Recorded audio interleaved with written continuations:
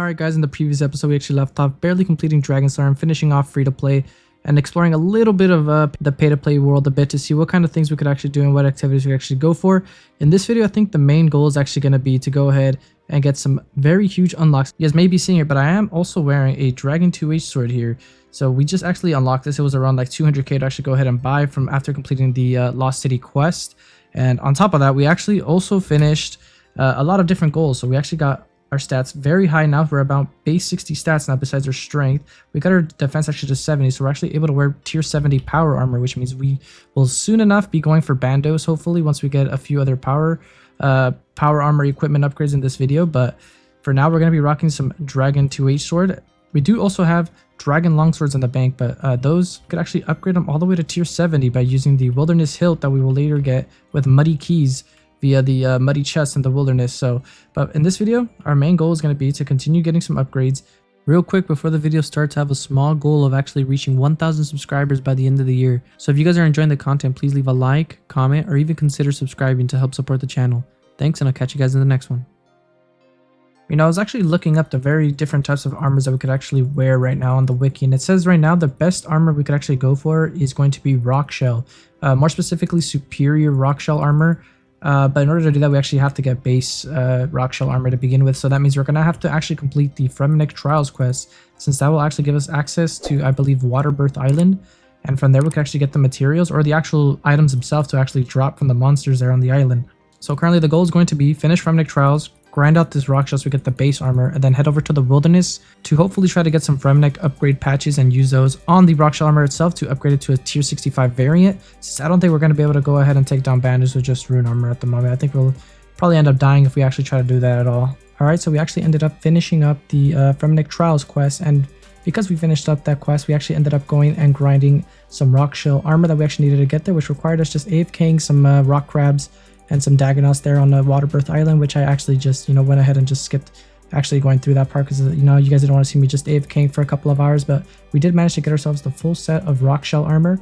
So now the next goal we're going to try to get in this video is we're going to go ahead and try to upgrade this to tier 65 power armor. So currently we have tier 50 power armor right now, and we could also upgrade our dragon weaponry to tier 70 power weapons as well. So the way we could accomplish this is by two ways. So we could go ahead and just grind chaos dwarves somewhere around Runescape. I'm not really sure where they're located at the moment. I believe there are still some in Taverley from what I remember, but besides that, they were always in the wilderness as well. But there's also another place that's the battlefield that we're actually going to need for a dragon pickaxe later on. But in order to have access to that area, you actually need to do forgiveness of a chaos dwarf, which we don't have the stats to actually go ahead and do. So we only have access to Taverley and also being able to kill them in the wilderness, assuming that they're still actually there in that area. And if we decide to actually not go with this method, our secondary choice is going to have to be to actually just kill mobs in the wilderness itself and hope that we actually get the item as a drop from the monsters there. But the problem with that is the monsters in the wilderness are actually extremely strong, and they end up using a lot of our food that we actually don't have. We are only left to around 200 pieces of food left from all the fishing we actually AFK'd. So because of this, I think we're going to actually go ahead and try to get ourselves some muddy keys from the chaos dwarves. And from there, go ahead and open the muddy chest and hope that we could actually pull some of the items that we actually need to upgrade our weapon to a stronger variant. Oh yeah, I also forgot to mention, we've got another pet to add to the collection. This one's called Squeck, and apparently we got him while we were AFKing fishing in Menafos earlier today, but it's a pretty cool looking fish. Apparently there's two of them, and the drop rate for this one is actually 1 in 3,000.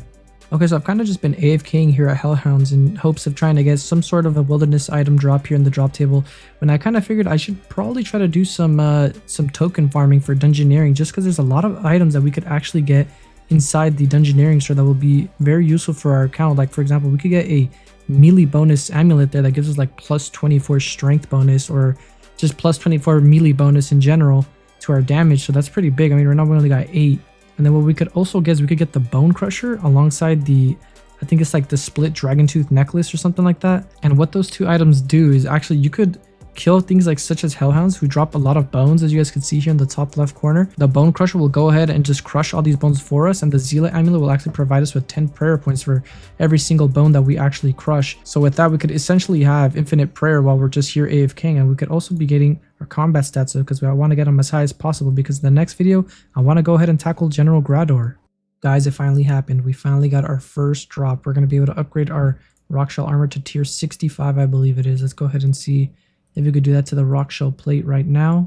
So I think we just have to, use it on it, right? Are you sure you want to upgrade this item? Oh my god, it's beautiful. Tier 65 power armor. In terms of armor, it says it's tier 60, but in terms of melee power, it's tier 65. We are currently doing some dungeoneering right now, mainly because we can't actually use any of the items that we could buy from the store. I did manage to gather up quite a few actual dungeoneering tokens. We're about 40,000 dungeoneering tokens. I had to use my my main account to actually boost it because I actually wasn't able to do it on my own. Those monsters are actually do a lot of damage and I'm not able to. And I just don't want to go ahead and look for a group that's going to have to carry me. So I'd rather just, you know, buy a bond on my other account and just go ahead and carry myself through it. Now that's kind of what I've just been doing, and now I'm just trying to get to at least 60, and now I'm just trying to get to actual 60 engineering just so that I'm actually able to use the necklace that we're trying to get. But right now we're currently sitting at about 44 engineering, so we still got about 15 levels or so to go. Alright, so I decided to take a little bit of a break from dungeoneering. We got a few things though from the store, and we actually also got this reward casket easy from a penguin agent that was actually just roaming right here in the front when I was trying to record this video, or at least this part of the clip. But anyways, these are the unlockables that we've gotten so far. So we got ourselves the gem bags. This was only around 2,000 tokens. So this was a fairly easy one to actually get. But we got ourselves a Brawler's Hook necklace, which gives us a damage bonus of 24.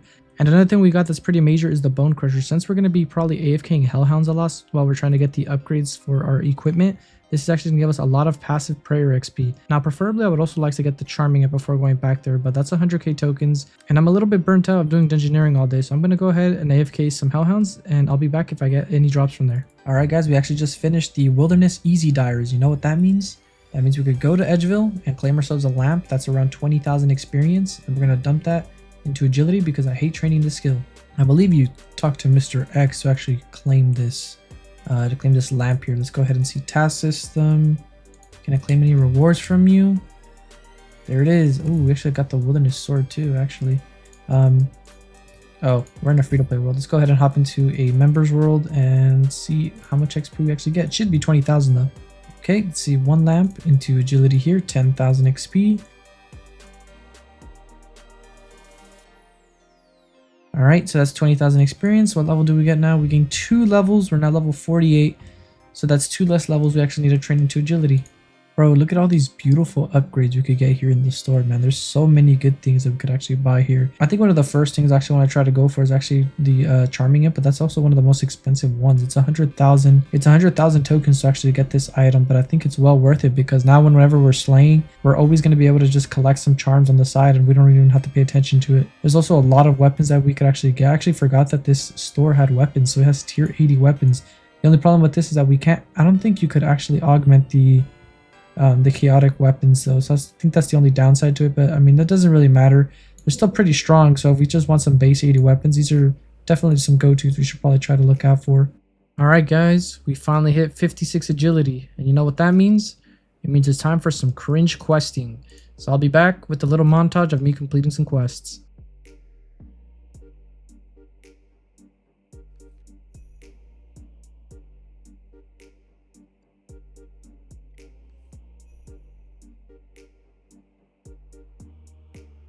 So I actually just realized something completely tragic. I was actually reading on the wiki about the Crystal Halberd because I was pretty hyped to be able to get it after doing all those quests. All we had to do was just complete Roving Elves and then we were going to be able to use the Crystal Halberd. But apparently, the Crystal Halberd is not available until you actually finish Plague's End quest. And that quest is a long ways to go before we could actually go ahead and do that quest. And because of that, we're stuck with using this Dragon Halberd instead. This is going to be our main weapon for a while until we get at least like base 80, base 78 stats before we could actually go for some Revenant weapons. But at the moment, this is what we're going to be rocking. In the next episode, hopefully we could actually go ahead and tackle down our first boss.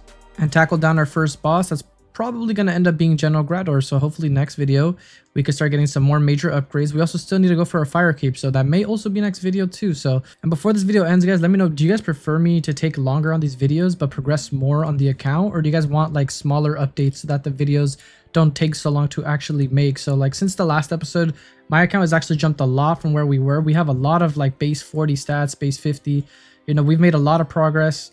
And honestly, I'm really happy with how this account is going right now. So let me know how you guys want me to upload these videos. And I'll catch you guys in the next one. Peace.